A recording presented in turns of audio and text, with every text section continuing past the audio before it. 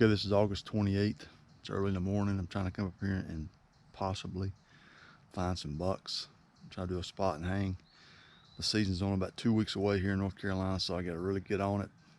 I've been putting my trail cameras up for the last month, and I've got zero bucks.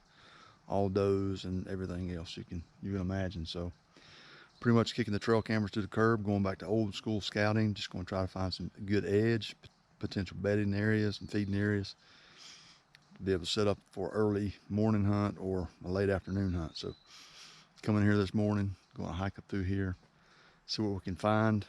The season's only about 2 weeks away, so the sense of urgency is starting to kick in a little bit. I know other states are probably going to, I think Kentucky opens September the 4th. So get your mosquito repellent and get out there and let's get them.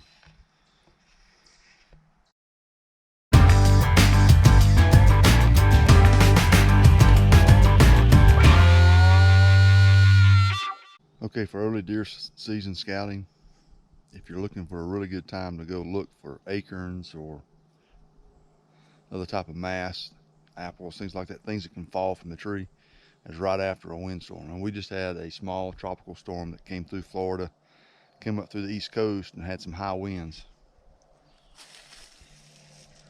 And this is what I was referring to in the other video. You can use your binoculars, and if you look carefully in the outer limbs of the oak trees, you can find these pods of acorns. So there's an acorn tree right here that's definitely bearing. And from what I've seen so far this year, the acorns are fairly spotty. So just get out there, be diligent about your scouting. If you find acorns, you're gonna find deer.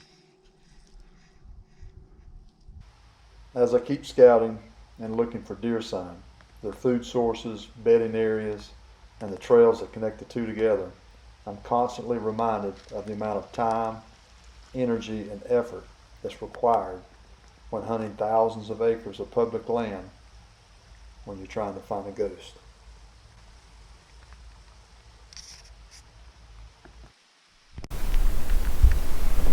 I'm still on National Forest, so hopefully you guys can see these apples in there. It's got quite a few on this outer limb, so evidently this lower side was protected from the frost. So that's exactly what I'm looking for, and you can bet the deer will be too.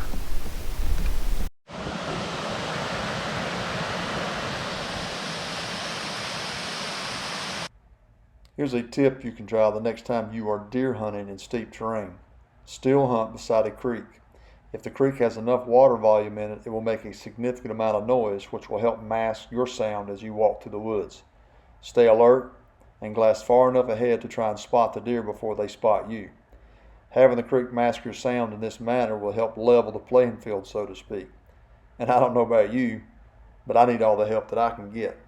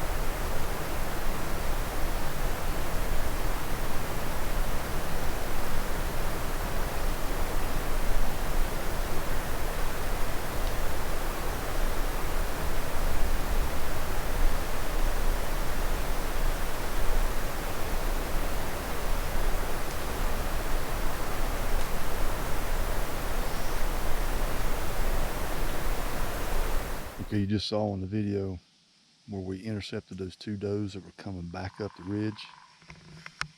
You can see this shaded dark area over here. There's another creek and a holler over there, and it's nice and cool.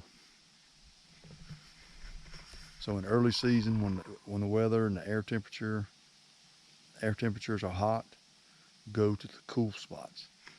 So our plan worked pretty well this morning. We circled all the way around because I know there's oaks down through here. Once you get to the higher elevations, you run into different types of trees that are non-mass bearing. So it worked good. We got two does on the video. Didn't see any bucks, but I did see a faint trail coming out. I followed that faint trail up here, and now I'm gonna go adjacent to this ridge, or actually perpendicular to this ridge, and walk down to some oak trees. And I think they're bearing because where I was walking, I saw some on the lower elevation, so I'm gonna follow these up. If they're bearing, then I'll know possibly that the deer that are bedding over here are traveling down to that area, probably 150 yards below where those oak trees are at, and they're going back. Remember, early season bow hunting, hunt a small area. Don't try to hunt a large area. Find the food source that is closest to the bedding area. Until that food source is consumed, the deer probably won't venture that much further out. But once it's consumed, they've got to expand their range just a little bit. Okay, their travel patterns. I mean, not the range in itself, but their travel patterns. So find the food source that's closest to the bedding area. So we're going to ease down through here, and hopefully we're going to find some good mass producing trees.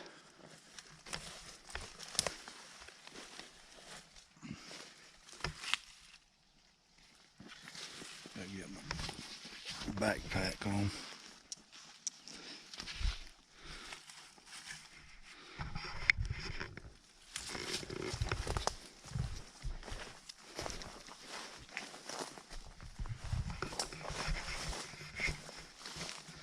Another thing I've noticed too, look at these, look at the vegetation, look at these plants here.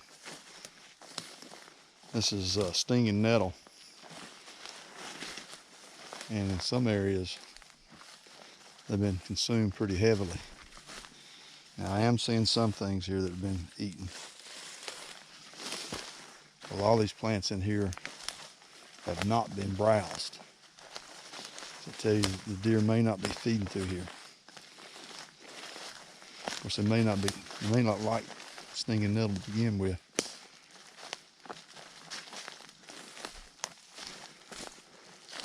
And yes, I've got a stick in front of me knocking out the spider webs. I've eaten too many of them this morning.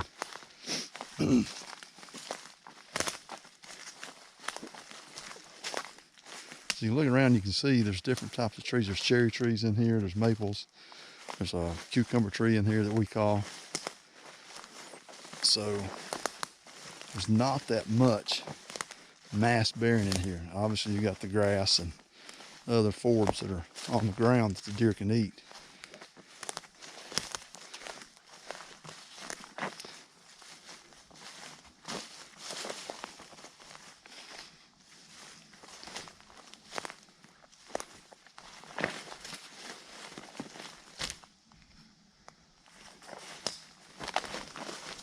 Typically acorns in my area is red oaks. There's some chestnut oaks and a few white oaks. So that's what we're going to try to find. And there are some down through here.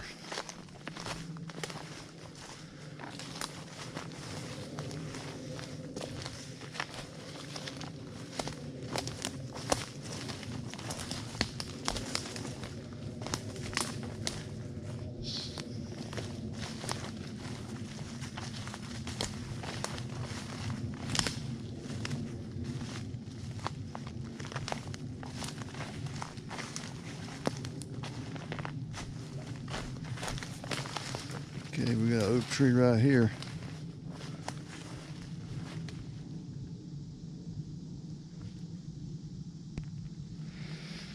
I was looking in the canopy I didn't see any oaks. Uh-oh, here we go.